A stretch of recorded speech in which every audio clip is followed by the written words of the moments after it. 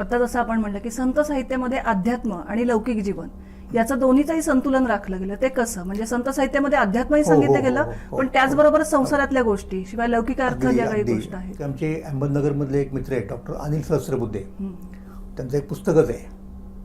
त्या पुस्तकाचं नाव लोकनिष्ठ अध्यात्म. म्हणजे संतांचं अध्यात्म हे अंगभूतपणे लोकनिष्ठ आहे. अध्यात्माचा अर्थ काय आपण करतो की आपल्या स्वतःसाठी, म्हणजे आत्मा म्हणजे आपला आपलाच असतो ना. तर आत्म्यासंबंधी जे आहे ते मग आत्मा कोणाचा आपला, म्हणजे ते व्यक्ती केंद्रित होतं. मोक्ष कोणाला मिळवायचा, कुणी मिळवायचा, कोणासाठी मिळवायचा, तर मी माझ्यासाठी मिळवायचा. मला मोक्ष मिळल्याने तुमच्यात काही फरक नाही पडणार, तसं नाही यांचं. त्यांची सगळी जी काही आहे साधना, साध्य, उद्दिष्ट ते लोकांना धरून आहे. त्यामुळं त्यांच्या लोकजीवनाला आध्यात्मिक अधिष्ठान आहे आणि त्यांचं अध्यात्म हे लोकांसाठी आहे. असा दुहेरी एक प्रकारचा समतोल तुम्हाला संतांनी साधलेला दिसतो.